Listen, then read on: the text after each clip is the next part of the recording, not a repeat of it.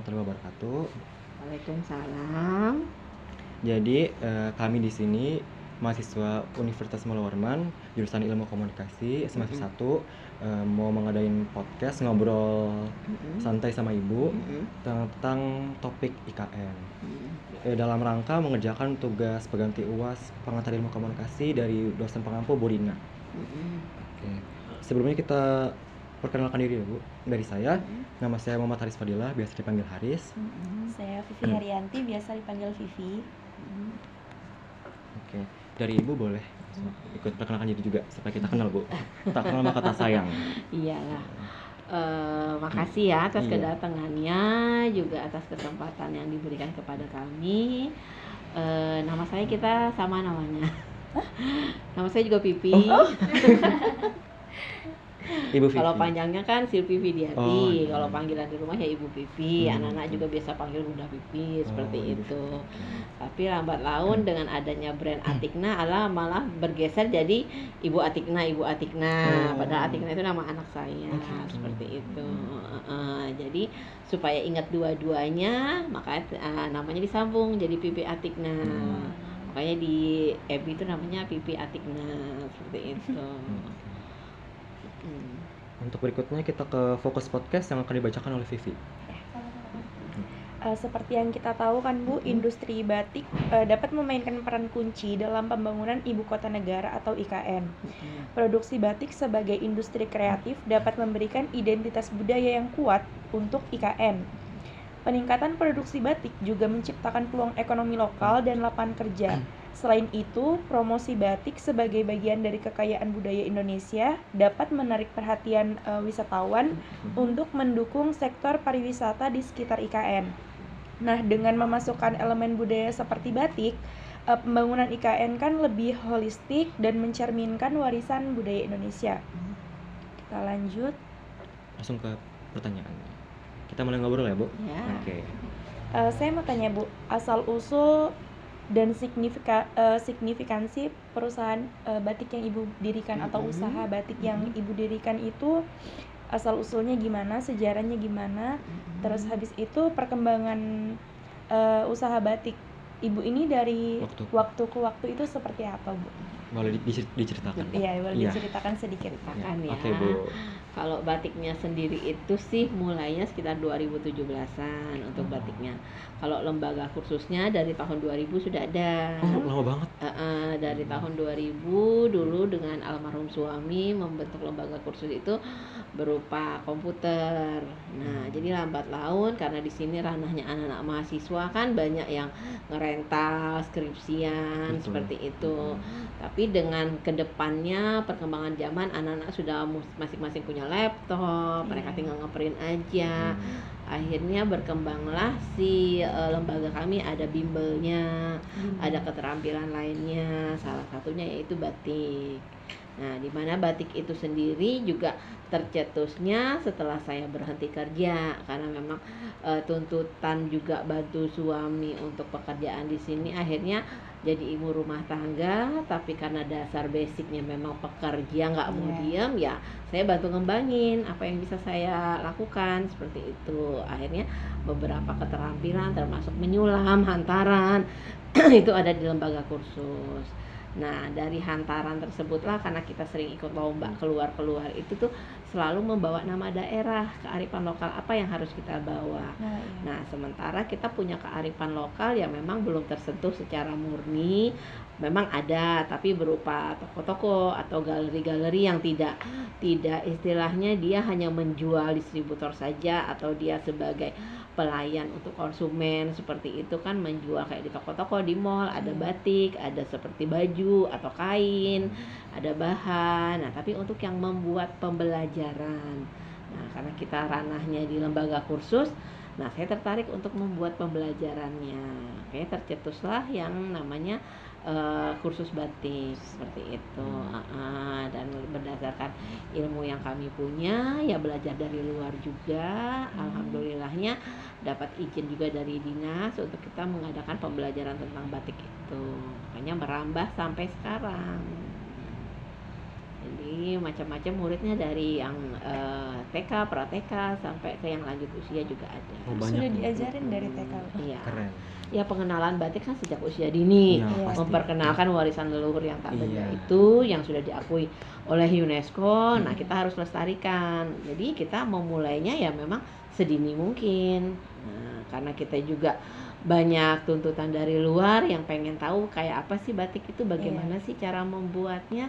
Akhirnya mereka membuat semacam kunjungan-kunjungan kecil, terus melihat ke sini cara pembuatannya seperti apa. Nah, akhirnya minta diajarin, ditularkan ke sekolah-sekolah, ke lembaga-lembaga yang lain, termasuk ke ibu-ibu PKK segala itu ada.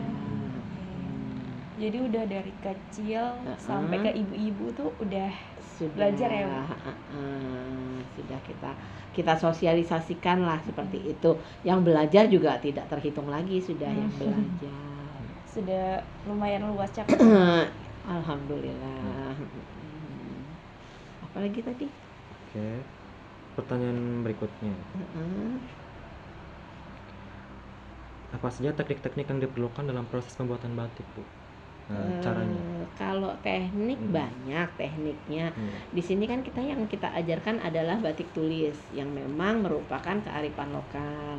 Nah, batik-batik yang lain ada macam-macam batik itu, ada batik printing, ada batik yang jumputan yang dikenal dengan shibori, segala macam itu ada. Tapi yang batik yang kita ajarkan itu batik yang memang sudah ciri khasnya budaya kita, yaitu batik tulis dengan menggunakan canting. Dengan perintangnya lilin panas atau malam yang disebut malam. Nah, dari situlah kita itu melestarikan budaya.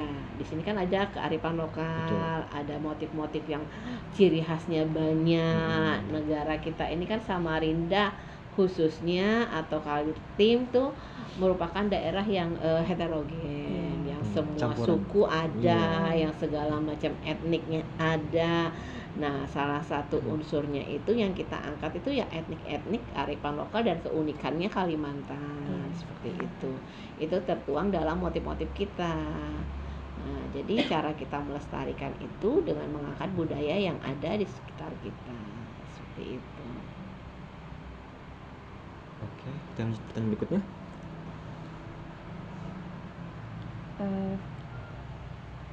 Pengaruh budaya pada desain batik itu apa aja, Bu?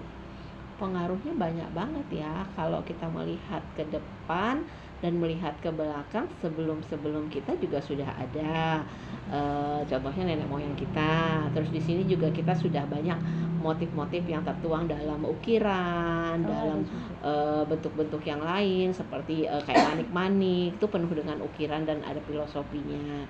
Nah, dari awal situlah kita juga menggali potensi apa yang harus kita lestarikan, budaya apa yang klik dengan zaman yang sekarang. Nah, seperti itu kita tidak menutup kemungkinan mengkombainkan antara budaya dengan yang kearifan sekarang. Nah, yang modern. Karena kan yang anak-anak muda justru itu kearifan yang lama terus yang baru kita jadikan satu, kita modifikasi dengan situasi dan kondisi yang saat ini. Makanya batik kita tidak monoton kayak batik zaman dulu. Nah, tetap ada zaman dulu, tetap filosofi itu kita angkat, tapi sekarang ranahnya kenapa milenial kita tidak ajak untuk bergabung untuk membatik, karena tonggaknya nanti yang melestarikan budaya kan ada yang milenial ini. Nah, kalau kita kan hanya memberikan contoh, hanya mengajarkan, memberikan sosialisasi, terus mengajarkan, membina, tapi yang generasi muda lah yang melanjutkan. Nah, sementara anak-anak muda kalau sudah ngomong tentang batik kesannya itu kayak kok tua banget, kok kayaknya zaman emak-emak saya deh gitu kan, nggak ada milenialnya. Nah, tapi dengan adanya kita membuat inovasi-inovasi seperti batik itu dibikin outer atau dibikin yang semacam selendang atau selempang yang hanya minimalis, tidak penuh dengan segala macam ornamen yang istilahnya itu kalau kita bilang penuh banget di kain itu. Tapi sekarang kita meminimalisir supaya yang anak muda itu juga gambar-gambarnya itu identik dengan keseharian mereka. Nah, kita juga mengangkat motif yang ada dari beberapa kecamatan atau kelurahan. Jadi kita mengkombinasi kearifan apa yang ada di situ. Seperti kayak di Samarinda seberang kan ada yang namanya Kampung Baka. Nah, kita mengangkat buah baka itu sebagai motif. Dijadikan motif. Tentunya motifnya yang udah motif kekinian, nggak lagi ukirannya itu nyomot sana nyomot sini, tapi ukirannya itu kita buat menjadi satu. Misalkan kita buat di sampe, kita buat di alat tenun, kita buat di gambar-gambar yang lain, tapi dia kita kombinasikan. Terus juga ada motif-motif yang anak-anak yang sekarang itu yang apa sih zamannya pakai yang cosplay. Nah, ya kan jadi jadi Kostum dia gitu. ada kayak custom wajah-wajah Iya. apa. Nah, Iya. seperti itu. Tapi ukirannya tetap ukiran yang ada di sini. Jadi itu kan klik sama mereka tuh. Iya. Dan mereka kalau diajak untuk membatik, oh iya ini aku banget katanya kan. Relate. Stylenya. Iya, jadi tidak monoton yang kayak kemarin tuh dia penuh jajar-jajaran, enggak, tapi filosofinya terus kearifan lokal, cara membuatnya yang kita ajarkan tetap ajaran yang dulu. Karena memang itu sudah pakemnya. Pakem-pakem batik yang memang harus melewati teknik-teknik tertentu seperti pemalaman, pewarnaan, pelorotan. Nah, itu harus dilewati. Akhirnya menciptakan satu karya. Tapi ide dengan motifnya itu sudah ikut yang sekarang. Cukup Vivi atau Tama? Ada lagi Bu selanjutnya. Bacakan itu ya. Pernahkah usaha Ibu ini diundang ke event-event atau program kerja yang berhubungan dengan pembangunan di IKN? Alhamdulillah kita sudah beberapa kali mengadakan pelatihan, itu kerjasama dengan pemerintah juga dan Kementerian Ketenagakerjaan. Bahkan kemarin kita juga diundang untuk mengisi pelatihan di sana, melatih ibu-ibu di sana dan juga ada yang remaja-remajanya. Nah, kita mencetuskan beberapa motif untuk IKN dan itu juga sudah ada beberapa yang hak cipta. Dari kami pun ada sudah lebih dari 20-an hak cipta yang kami pegang. Kalau dari IKN-nya sendiri, itu dari tahun 2017 tuh sudah ada hak ciptanya. Dari IKN-nya sendiri kita kemarin kan mengangkat yang ada namanya Kendi Tumpah pada saat Pak Jokowi kesini, momennya membawa tanah dan air yang disatukan di titik nol. Nah, itu kita abadikan dalam bentuk batik. Dan sekarang batiknya sudah kemana-mana sih. Kemarin juga sempat sama Pak Jokowi dibawa untuk batik itu. Hebat ya Bu. Alhamdulillah. Udah cukup membangun di IKN juga. Alhamdulillah. Nah, sekarang juga yang ada di sana juga sudah mulai produksi, sudah mulai dapat bantuan dari mana-mana. Yang terakhir kemarin mereka dapat bantuan dari PKT dan dukungan dari Pupuk Kaltim seperti itu. Kalau di sana ada rumah produksinya kan? Ada, sudah ada rumah produksi, sudah ada galeri. Sewaktu-waktu mau cari batik atau cari motif-motif yang IKN itu sudah ada standby di sana. Berarti saya bisa. Boleh. Soalnya saya orang IKN. Di mana? Di Sepaku. Nah, itu di Sepaku kemarin. Oh, kebetulan. Nah, iya. Di Sukaraja kan. Nah, kemarin itu di Sepaku 2 Bu. Nah, itu kemarin kan juga sempat di situ bikin kegiatan 2 kali kan, ada yang cap dengan yang tulis. Yang pertama cap dipatok 57 apa 58 patoknya itu yang ada SD. Nah, di situ. Terus yang keduanya di tempatnya Mbah Sus itu di Sukaraja. Di situ bikin batik cap. Sekarang sudah ada galerinya lah. Kalau berupa rumah yang mereka menyimpan hasil karya mereka di sana, sewaktu-waktu siapapun yang pengen cari boleh datang ke sana melihat. Membeli juga oke. Bisa dibeli. Sudah bisa dibeli. Udah, selanjutnya sudah. Saya ke bidang ekonomi ya Bu pertanyaannya. Ya. Oke, pertanyaan pertama, kontribusi industri batik di Indonesia ini cenderung mahal atau murah Bu di pasaran? Tergantung siapa yang melihat. Kalau batik tulis itu identiknya memang kalangan menengah ke atas, karena cara pembuatan, proses pembuatan itulah yang dihargai. Kenapa batik itu mahal? Karena pembuatannya dari awal kain putih sampai menjadi batik yang berwarna-warni itu kan memerlukan proses. Nah, prosesnya itu tidak gampang dan tidak cepat, bisa sampai seminggu baru selesai. Jadi itu yang membuat dia mahal. Dan juga tekniknya itu yang kita ajarkan tingkat kerumitan.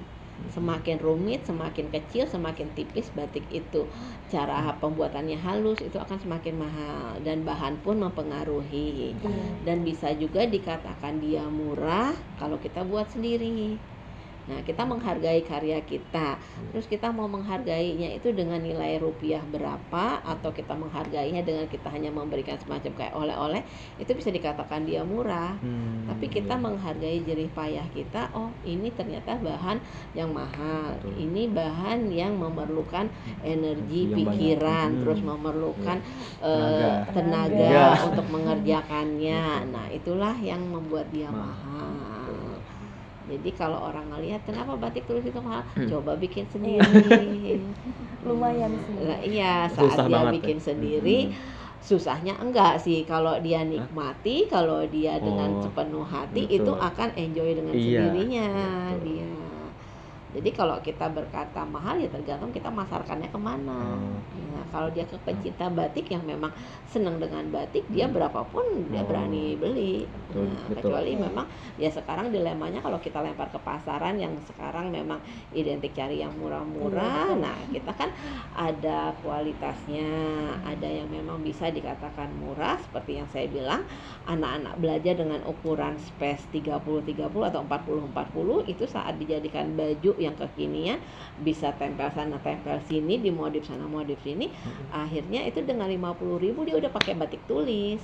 Nah, itu kan Keren. bisa dikatakan murah. Iya, betul. Nah, karena udah ada modifikasinya di situ. Nah, tapi kalau dia mengatakan itu mahal, ya itu tergantung balik ke orangnya lagi. Jadi kalau di pasaran ya memang ada harganya. Kalau kita untuk membandingkan satu produk dengan produk yang lainnya. Oke, Bu. Terus dalam industri batik milik Ibu ini, apakah pernah mengadakan pameran atau bimbingan di luar kota? Pernah. Boleh diceritakan, Bu? Di Pernah mana? sih beberapa kali. Pernah ke Jakarta, pernah. Oh, Kita juga Jakarta. pernah ke Batam, Surabaya, Jogja, Wow. Semarang, Jauh-jauh banget. Makassar. Pernah diundang juga acara-acara ini kemarin yang Mandalika itu pernah ada juga kan, walaupun Keren. orangnya nggak ikut, batiknya ikut. Oh, kan. iya. Itu kita dibina oleh Bank Indonesia. Dari dinas lain juga ada dinas koperasi, di Spindakop, terus juga perindustrian, Kominfo juga pernah bawa kita. Berarti udah kemana-mana ya ini, Bu? Udah bisa Alhamdulillah. dibilang ibunya udah masuk nasional gitu. Iya. Alhamdulillah sih pergerakannya nasional, nanti belum ke internasional. Amin. Semoga Bu, Semoga, ya. ya. Semoga Amin. cepat. Internasionalnya masih ekspor tenteng, masih dibawa oleh teman-teman. Dari saya cukup, lanjut. Dari saya juga kurang lebih sama Bu, cukup. Terima kasih Bu atas waktunya. Mohon maaf Sama. mengganggu. Iya. Harapannya ya yang milenial yang ngelanjutin, mau belajar, ide-idenya harus keluar nih. Seperti kemarin kan kita ngadain lomba itu kan dari Samarinda, dari Bapak Wali Kota sama Ibu Wali Kota Dekranasdas itu juga sasarannya banyak ke milenial yang menang. Jadi kemarin ada kategori umum dan kategori pelajar. Kebetulan kemarin yang pelajarnya kita borong semua hadiahnya. Kita borong dari juara 1 sampai harapan ketiga. Jadi 1, 2, 3, terus harapan 1, 2, 3 Nggak itu ada. masuk semua. Nah, juara umumnya kategori umumnya kita juara 1 kemarin itu. Jadi ya alhamdulillah hadiah akhir tahun. Hadiahnya di Benar-benar akhir tahun. bagus Bu. Iya, karena juga kita kemarin ini juga sih nggak muluk-muluk, hanya sekedar nyoba. Teman-teman ini kan yang binaan kita terutama di SMA 5 yang sudah 2 tahun kita MOU, mereka ngebatik sendiri. Mereka punya semacam eskul, ada itu masuk ekskulnya. di kurikulum Merdeka yang untuk proyek P5. Iya, Nah, P5. anak-anak itu kan belajarnya kan nggak murni dengan belajar yang kurikulum Iya. yang ada sekarang, Di buku. belajar pembelajarannya di buku. Mulai Mereka praktek. ada praktek, ada keterampilan. Nah, salah Bagus satunya banget. batik itu masuk di sana. Keren. Nah, tahun lalu kita mengajarkan ke anak kelas 10. Jadi anak kelas 10 tuh ada 10 kelas, kurang lebih sekitar 386 anak. Oh, banyak banget. Lumayan Itu banyak. membatik dari mulai nol, dari mulai kain putih Berarti dari sampai putih. dengan jadi batik. Nah, setelah jadi batik, batiknya dijahit dipakai hari Rabu. Setiap hari Rabu mereka pakai. itu dinyatakan sebagai hari berkarya bagi sekolah keren. itu. Jadi mereka masing-masing punya karya, punya batik sendiri sudah. Udah bisa buat karya sendiri ya di Iya, universitas bahkan itu. mereka sudah mulai jualan. Oh, keren Nah, kemarin banget. sudah sempat dibeli sama Pak Isran, sama Gubernur, sama Pak Iya, Pak Hadi. Isran. Kemarin di Keren. pameran sudah beberapa terjual. Nah, ini tahun kedua adik kelas mereka lagi yang nyambung. Itu ya 300-an itu juga anaknya yang buat. Nah, Lumayan. ini masih dalam proyek, separuh jalan sudah. Jadi sudah hampir 150-an jadi, tinggal 150 lagi. Insya Allah nanti di Januari itu selesai.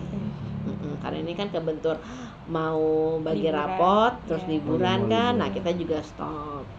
Jadi pengerjaannya setiap mereka sekolah aja. Jadi di sela-sela waktu mereka sekolah, mereka ada beberapa jam yang dialihkan untuk ke lab, untuk membatik. Nah, selebihnya tetap mereka mengerjakan pekerjaan sekolahnya.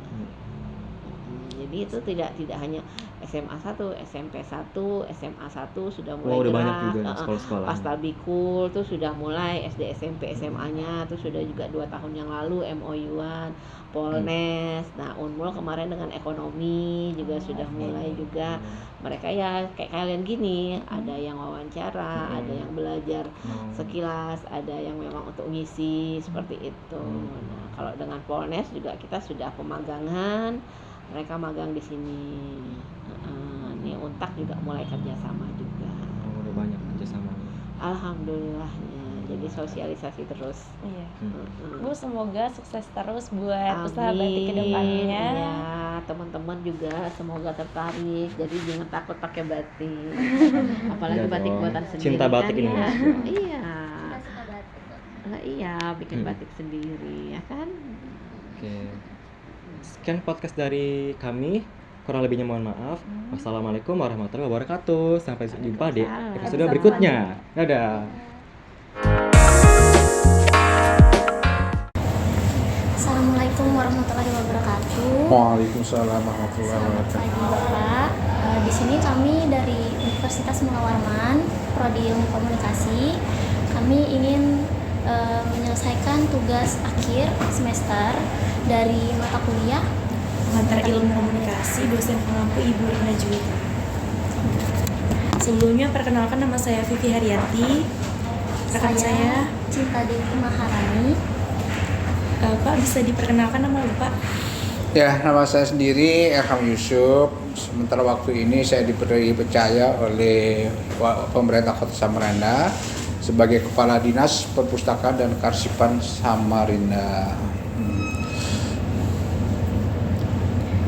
Di sini kami ingin menjelaskan tentang fokus podcastnya pada hari ini dulu.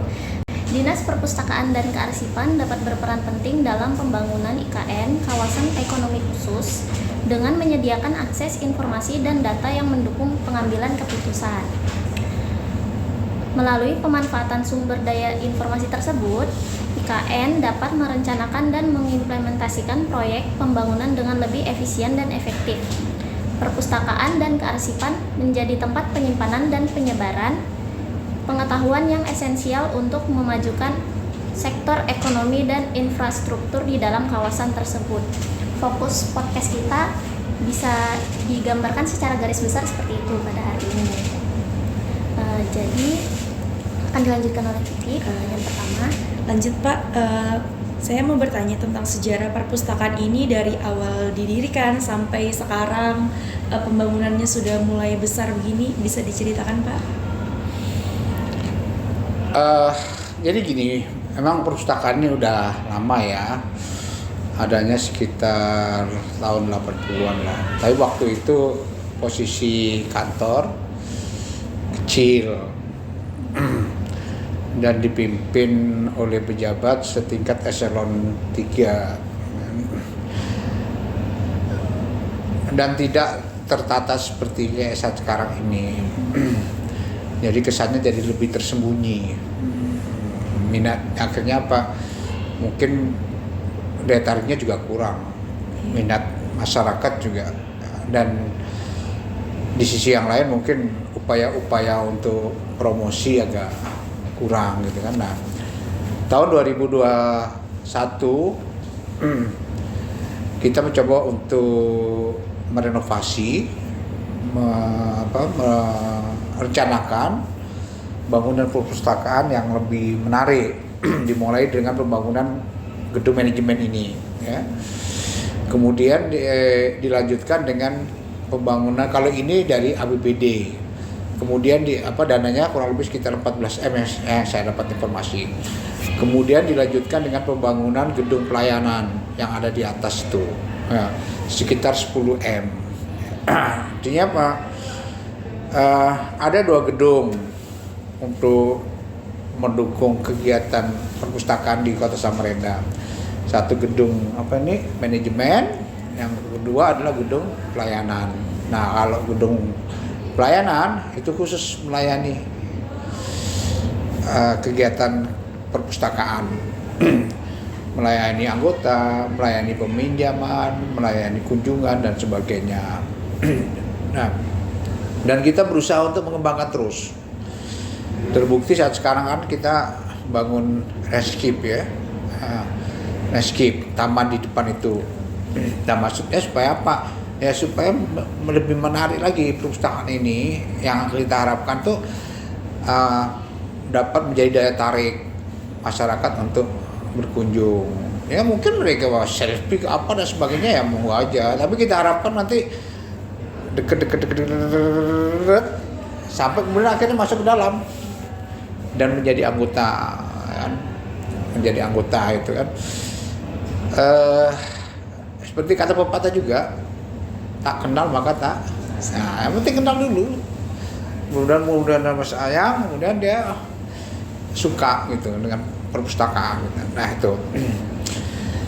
Yang jelas saat sekarang ini pengunjung, anggota itu selalu bertambah terus, meningkat dan gratis ya, gratis. Saya pikir bukan hanya saja karena gedung dan sebagainya gitu kan. Ya karena juga promosi, kemudian juga kita memberikan akses yang luas masyarakat untuk ya datang ke perpustakaan, mereka berfoto, di-share di Facebook, mereka melakukan kegiatan, di-share di Facebook. Di sisi yang lain saya juga melakukan kadang-kadang di medsos pribadi saya sebelum di-hack orang, ya kan. Nah sekarang saya belum memulai lagi main di medsos. Nah, yang jelas kamu nih berapa nih? 5 ini ya. Jangan hanya cuma membicarakan perpustakaan, jangan hanya sekedar ingin tahu dan jangan hanya sekedar merasa bahwa perpustakaan penting, ya. Tapi harus didukung dengan tindakan nyata. Ya, kamu aja sudah punya kartu anggota belum? Mana bicara perpustakaan, ya kan? Makanya nanti pulang ini harus jadi anggota perpustakaan semua sudah, ya kan? Lagian juga nggak butuh waktu yang lama, dan siapa tahu kan kalian butuh informasi dan sebagainya. Kalau ada kartu anggota kan tinggal meminjam buku yang dibutuhkan. Berarti selain fokus di promosi, perpustakaan kota ini yang awalnya dari satu bangunan saja jadi fokus sama pembangunan yang lebih-lebih lagi ya Pak? Oh ya, saya juga udah buat perencanaan DED itu, gimana supaya kita ke depan juga bisa bangun lagi.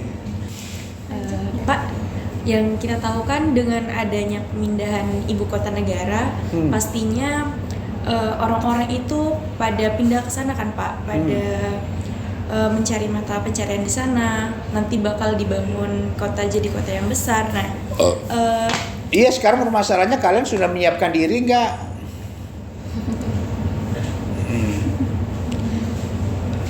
Migrasi pasti. Sekarang kalian pernah nggak berpikir menyiapkan kebutuhan akibat lonjakan migrasi? Kira-kira nanti untuk perpustakaan kota kita ini apakah ada program kerja di sana? Yang jelas kami saat sekarang ini kan merintis apa yang namanya transformasi perpustakaan berbasis inklusi, di mana kegiatannya itu lebih banyak memberikan keterampilan. Ya seperti kayak di belakang itu kan kemarin ada apa ini, media tanam hidroponik. Kami memperkenalkan dan mengajari bagaimana masyarakat bercocok tanam secara hidroponik, ya kan? Siapa? Ya kan kebutuhan masyarakat akan organik itu nanti juga akan meningkat. Makanya ini kan perlu disosialisasikan ke masyarakat. Apa yang kita bisa perbuat, apa yang harus kita lakukan agar adanya IKN ini memberikan kontribusi pada diri kita. Iya betul. Jadi saya bantu simpulkan ya Pak. Jadi menurut Bapak IKN ini pengaruhnya dari kitanya sendiri juga ya. Jadi kita harus rajin membaca biar kita itu bisa mengimprovisasi diri sendiri. Apa yang hal-hal basic bisa kita kembangkan kembali gitu. iya. Tapi dengan banyak-banyak membaca, dari membaca itu ilmunya bisa kita istilahnya otodidak lah untuk diri kita sendiri, belajar yang banyak. Jadi hal-hal yang biasa saja dipandang orang-orang bisa kita temukan titik-titik uniknya buat dikembangkan lagi untuk menjadi hal-hal yang baru. Kira-kira harapan untuk dari Bapak untuk pembangunan IKN sama pembangunan perpustakaan ini yang lumayan besar menurut Bapak apa? Iya. Harapan. Di sana kan ada yang namanya badan otorita ya.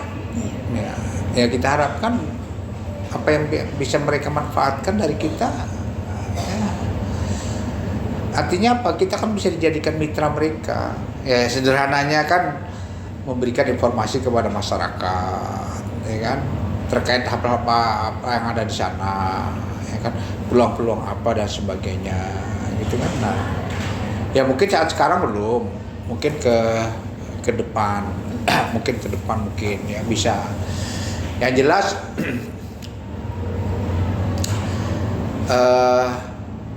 Selain kami juga mau mencoba untuk memerankan diri, ya tidak kalah pentingnya juga kami diajak untuk memerankan diri.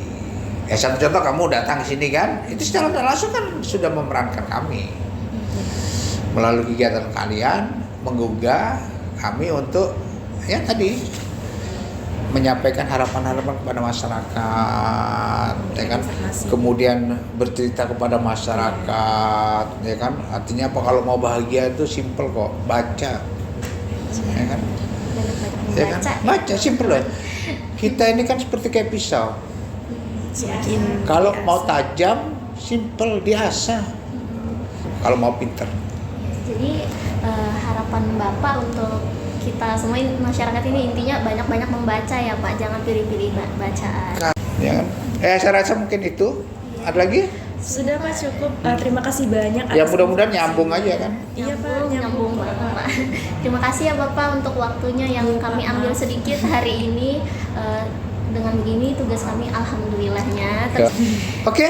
Iya Pak, terima kasih banyak Pak. Ya, salam sama dosennya ya. Iya Pak, terima